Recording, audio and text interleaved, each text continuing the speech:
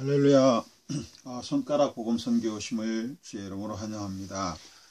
오늘 14번째 강의로 선악나무 사단의 목자인가 이런 내용으로 말씀을 증가하도록 하겠습니다.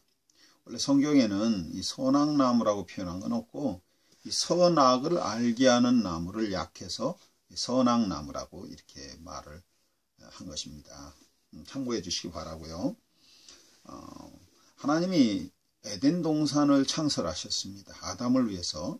그리고 모든 것을 아담에게 주었어요.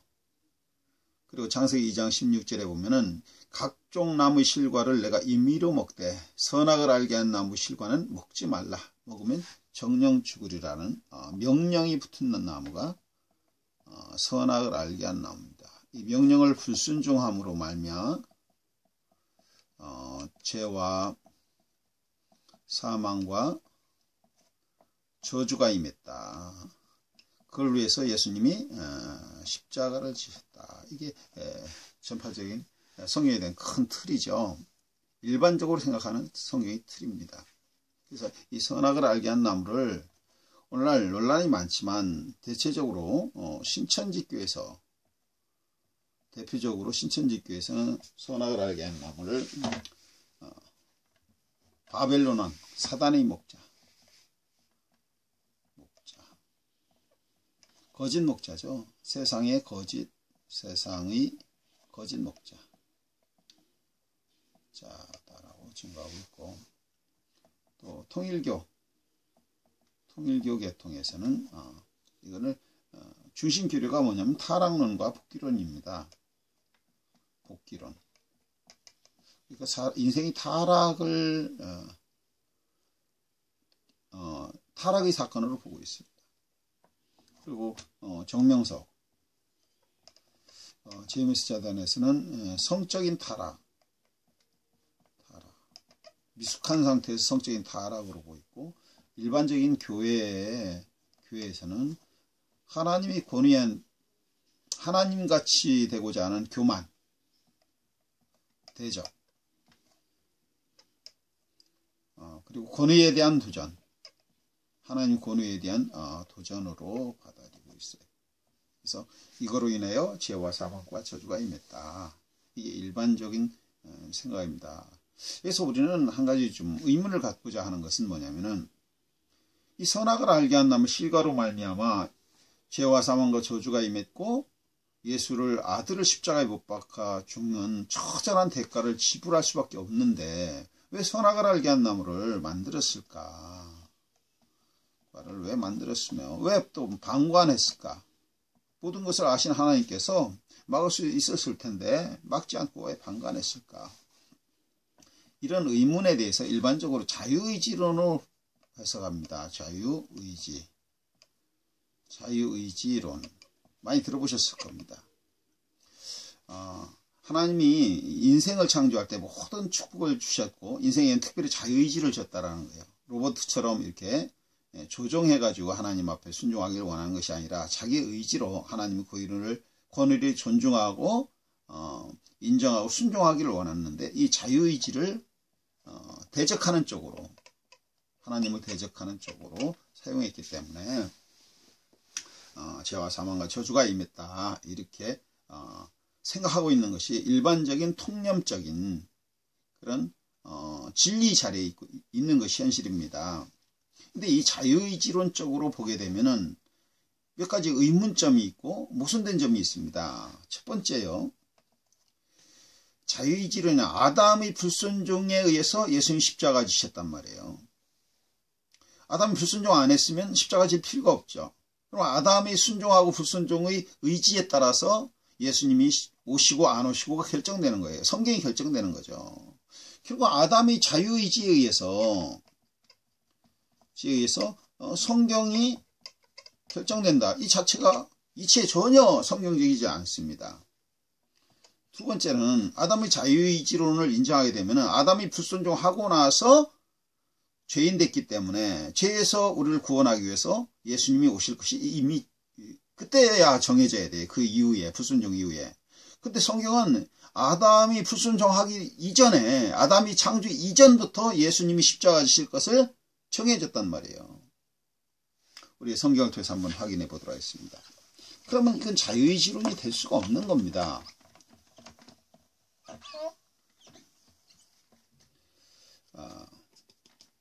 우리 고린도전서 2장 6절 말씀부터 한번 잠깐 보도록 하겠습니다. 그러나 우리가 온전한 자들 중에 지혜를 말하노니 이는 이 세상의 지혜가 아니요 오직 또한 이 세상에 없어질 관원의 지혜도 아니요 오직 비밀한 가운데 있는 하나님의 지혜를 말하는 것이니 곧 감췄던 것인데 하나님이 우리 영광을 위하여 만세전에 미리 정하신 것이라. 만세전에 미리 정했다라는 거죠. 뭘 정했느냐? 이 지혜는 이 세대의 관원이 하나도 알지 못하였느니 만일 알았다면 영광의 주를 십자가에 못 박지 아니하리라. 우리 영광을 위하여 영광의 주를 십자가에 못 박는 이 지혜는 언제 정했느냐면은 만세전에 미리 앞서 정했다는 거죠. 이걸 제가 도표로 한번 드리겠습니다. 아담이 불순종함으로 말미암아 예수님이 십자가 질 것이 정해져야 돼요. 자유의지라면. 근데 이 예수 십자가의 사건은 언제 정했냐면 아담이 불순종 이전 만세전에 정했다는 거예요. 만세전은. 아담으로부터 예수까지는 약 몇 년이냐면 4000년입니다. 그럼 만세전에 정해졌다는 것은 뭐냐면 아담이 이 땅에 오기도 전에 만년이라고 계산하면은 6000년이요. 전에 이미 예수님이 십자가 정해졌다면은 예수 십자가가 작정됐다면 아담의 불순종도 이미 작정되어 있는 하나님의 모략이라는 겁니다. 그래서 아담은 이미 하나님 계획 속에서 작정됐다는 거죠. 아담의 불순종은 아담이 자유의지에 의해서 순종하고 불순종하는 그런 문제가 아니라 이미 하나님의 계획 속에 아담은 불순종만 할 수밖에 없어. 그것이 이미 하나님 마음속에 예정됐다는 거죠. 그러므로 자유의지를 우리가 어떤 진리 측면에서 바라보고 있는데 이거는 성경적으로 엄청난 모순이라는 겁니다. 잘못된 논리라는 거죠. 여기서 이 만세전이라는 것을 잘못 해석한 경우가 제가 봤어요. 이 신천 대표적인 게 이 신천지하고 여호와의 증인은 이 만세전을 뭘로 표현하냐면은 성경에는 천천이고 만만은 숫자가 없다. 만세라는 건 꼭 뭐냐면 만년 전이라고 보는 견해가 아니라 오랜 세월의 개념으로 보기 때문에 아담의 불순종 이후의 사건으로 봐야 된다. 예수 십자가 지는 것이 정해진 것은 아담의 불순종 이후에 정해진 것으로 봐야 된다. 이렇게 해석을 하더라고요. 근데 이건 성경을 엄청난 오해한 겁니다. 디모데후서 1장 9절에 보면 하나님이 우리를 구원하사 거룩하게 부르심은 영원한 때 전부터 그리스도 안에서 우리에게 주신 은혜대로 하심이라. 그러니까 예수를 통해서 우리를 구원하는 것은 언제 정했냐면 영원한 때 전부터. 에베소 1장 4절에 보면 창세 전에 그리스도 안에서 우리를 택하사. 그러면 예수님이 이 땅에 오신 것은 아담의 불순종 이후에 정하는 것이 아니라 하나님의 마음속에는 영원한 때 전부터, 만세 전부터, 세상을 창조하기 전부터 이미 하나님의 마음속에는 뭐예요? 정해신 것이라는 거죠. 그래서 아담의 자유의지론적인 관점으로 보는 것은 너무 성경을 잘못 해석이다. 그래서 창세기는 지나간 단순한 역사로 끝나는 것이 아니라 예수님께서 말씀하시기를 내가 창세로부터 감추인 것을 드러내리라 이렇게 표현하고 있습니다. 창세기 속에는 앞으로 되어질 내용들이 감춰졌어요. 이사야 46장 10절에 보면은 내가 종말을 처음부터 구하며 아직 이루지 아니한 일, 앞으로 예언이죠. 앞으로 예언적인 일을 종말을 처음부터 구하며 아직 이루지 아니한 일을 옛적부터 보이기를. 옛적은 창세기죠. 이 창세기 사건 속에는 종말에 앞으로 되어질 예언적인 부분들이 감춰 있다라는 거죠. 이것이 하나님의 모략이라고 이렇게 성경은 표현하고 있습니다. 많은 사람들이 오해했던 결정적인 이유는 뭐냐면은 아담의 불순종으로 말미암아 죄와 사망과 저주가 왔다라는 거예요. 만약에 아담이 순종했으면 죄도 사망도 저주도 없고 에덴 동산에서 영원히 부족함이 없는 영생했을 것이다. 이렇게 생각을 하고 있어요. 이것이 얼마나 잘못된 논리고 잘못된 사고라는 것을 우리는 성경을 통해서 한번 확인해 보도록 하겠습니다. 이 에덴 동산은 그렇게 완전한 곳이 아닙니다. 에덴 동산은요. 요 하나님이 지으신 들짐승 중에 가장 간교한 뱀이 있었어요. 뱀. 이 계시록에 보면 이 뱀을 용이라고 표현하는데 온 천하를 꿰는 자라. 천하의 사기꾼 뱀이 있었습니다. 또 먹으면 정령 죽으리라는 선악을 알게 하는 나무, 죽을 수밖에 없는 사망의 올무가 있었어요. 이것이 어떻게 에덴 동산이 완전한 곳입니까? 또 아담은 어떤 존재냐? 아담은 하나님의 형상의 완성체가 아닙니다. 하나님의 형상의 완성체가 아니에요. 하나님의 형상의 완성체가 아니죠. 아담은 신령한 자가 아니에요. 지난 시간에 충분히 설명드렸기 때문에 여러분들 들은 내용을 이미 시청하신 분은 알겠지만은 우리 한번 다시 한번 복습하는 입장에서 한번 보도록 하겠습니다. 기록된 바 첫사람 아담은 산영이 되었다는 것 같이 마지막 아담은 살려주는 영이 되었느니 먼저는 신령한 자가 아니요 육이 있는 자요 그 다음은 신령한 자니라. 그 다음은 예수님은 신령한 자고 아담은 신령한 자가 아니고 첫사람은 땅에서 났으니 흙에 속한 자와 둘째 사람은 하늘에 나셨느니라. 이 첫사람 아담은 땅에서 났고 흙에 속한 자고 신령한 자가 아니고 육이 있는 자라는 거죠. 예수님은 하늘에 나셨고 신령한 자라는 거죠. 이 신령한 자다라는 것은 뭐냐면은 고린도전서 2장 15절에 보면 신령한 자는 모든 것을 판단하나 자기는 아무에게도 판단을 받지 아니하느니라. 예수님이 신령한 자시기 때문에 모든 것을 판단하셨고 그 판단은 옳았으며 누구로부터 판단을 받지 않았어요. 그러나 아담은 신령한 자가 아니기 때문에 판단력이 부족한 자예요. 육신에 속한 자예요. 흙에 속한 자예요. 바로 땅에 속한 자라는 것을 우리는 성경을 통해서 확인하는 겁니다. 그러므로 아담은 온전한 하나님 형상도 아니고 신령한 자도 아니고 완성체가 아니에요. 아담 하나의 오실자의 표상이라는 겁니다. 아담 속에는 죄성이 이미 있었어요. 아담 속에는 죄가 있으니까 죄가 드러나는 거죠. 죄가 없는데 왜 죄가 드러나겠습니까? 우리 로마서 5장 12절 말씀 보도록 하겠습니다. 이러므로 한 사람으로 말미암아 죄가 세상에 들어오고 이 한 사람은 바로 아담이죠. 아담으로 말미암아 죄가 세상에 들어오고 죄로 말미암아 사망이 왔나니 이와 같이 모든 사람이 죄를 지었으므로 사망이 모든 사람에게 이르느니라. 바로 아담의 죄로 인하여 모든 사람이 사망에 이르렀다. 이건 이미 아는 내용입니다. 그 뒤가 중요한 내용입니다. 죄가 율법이 있기 전에도 세상에 있었으나 율법이 없을 때는 죄를 죄로 여기지 아니하느니라. 이 부분을 주목해야 됩니다. 율법이 있기 전에도 죄가 세상에 있었대요. 이 아담에게 하나님 주신 율법은 먹지 말라. 이것이 아담에게 주어진 율법입니다.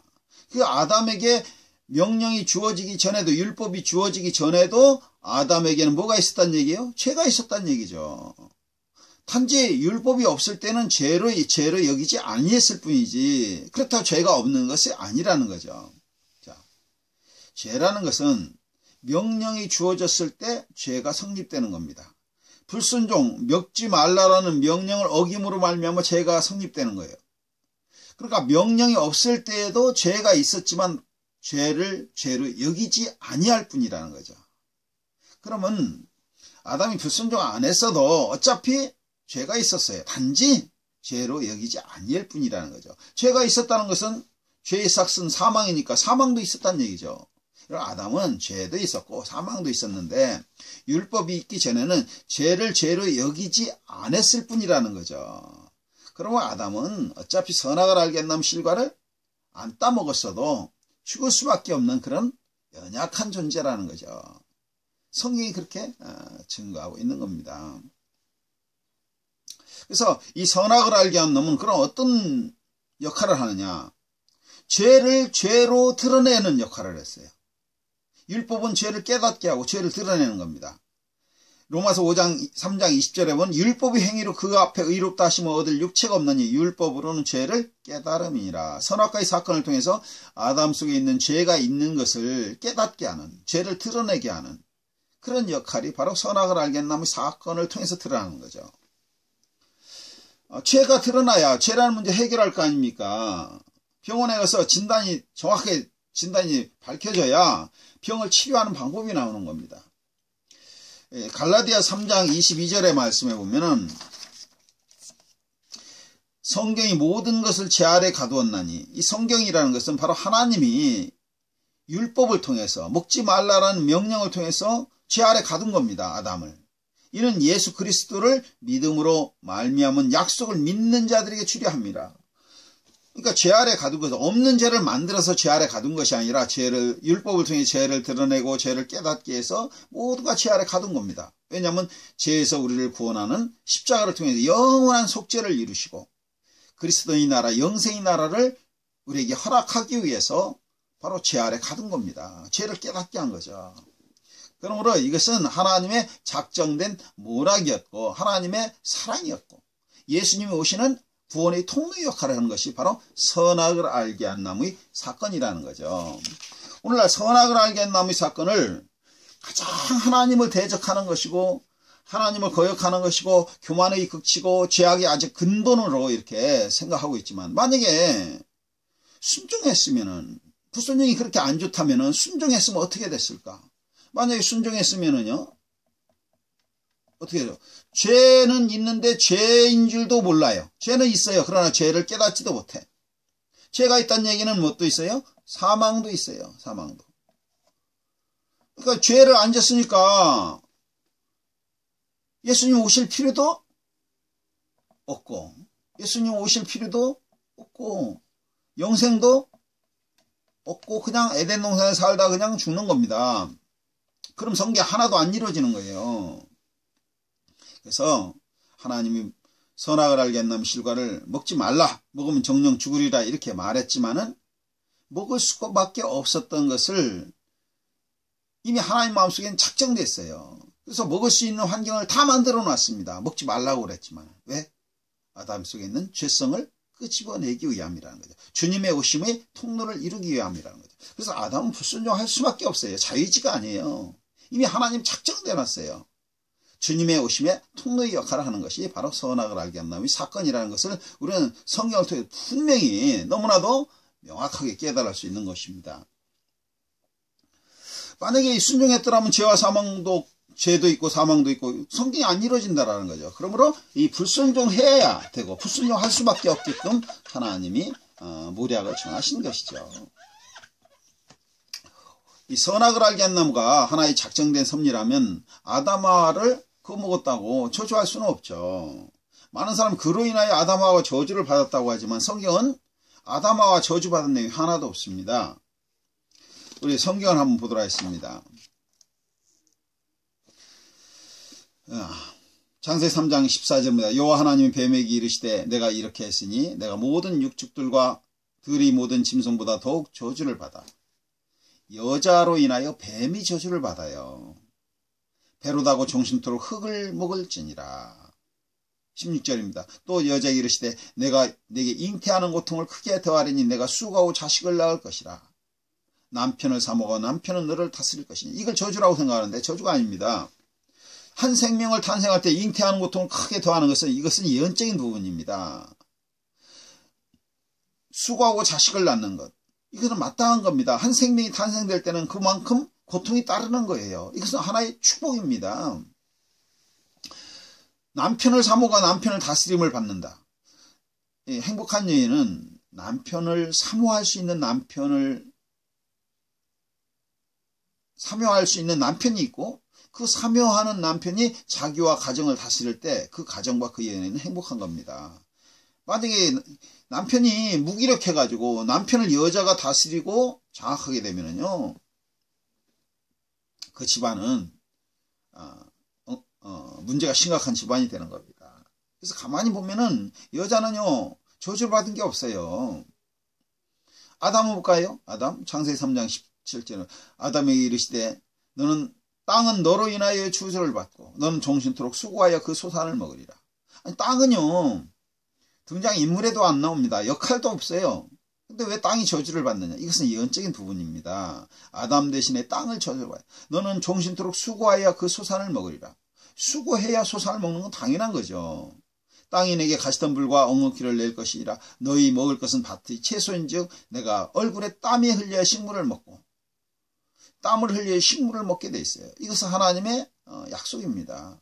필경은 흙으로 돌아가리니.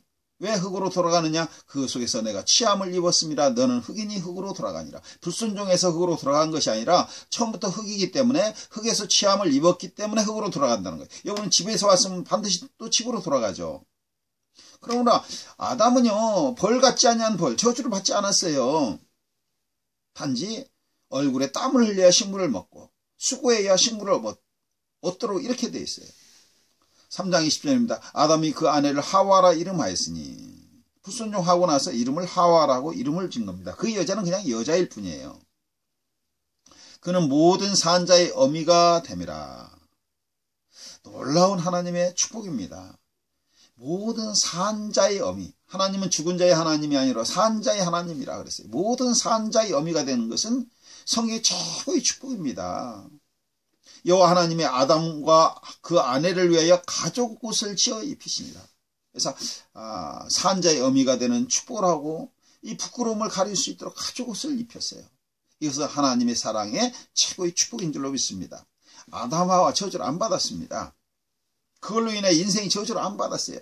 다만 아담으로 인하여 땅이 저주를 받고 여자로 인하여 뱀이 저주를 받은 겁니다. 이것은 하나님의 예언적인 부분, 하나님의 구속적인 하나님의 모략인 겁니다.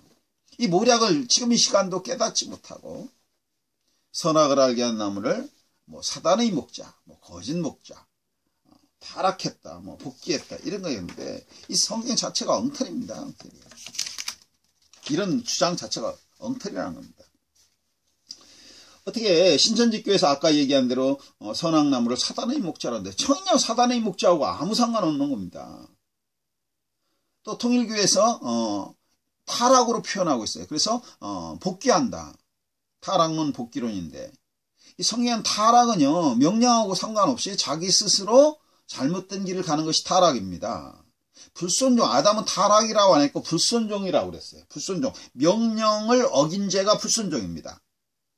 이 타락과 불순종의 차이를 많은 사람이 잘 오해를 하고 있어요. 이 타락과 불순종의 차이를 지금 제가 설명해 드리도록 하겠습니다. 호세아 6장 7절입니다. 저희는 아담처럼 언약을 어기고 약속을 어긴 겁니다. 이게 불순종이죠. 거기서 내게 폐역을 행하였느니라. 로마서 5장 19절에 한 사람이 순종치 아니함으로 많은 사람이 죄인 된 것 같이 한 사람이 순종함으로 많은 사람이 의인이 되리라. 그래서 아담은 불순종한 것이 타락한 게 아니라는 거죠.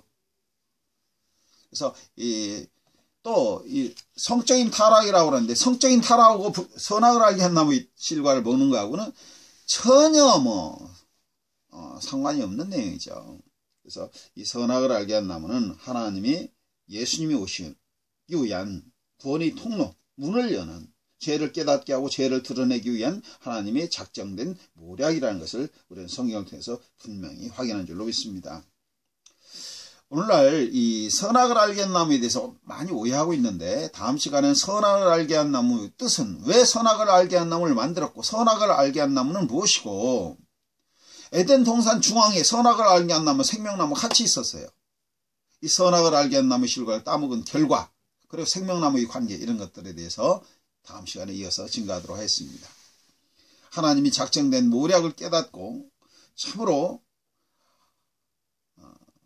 잘못된 성리하고 왜곡된 길을 가는 많은 사람들을 하나님께 인도할 수 있는 그런 선지자의 사명 감당하는 여러분 되길 바라면서 말씀을 마치겠습니다.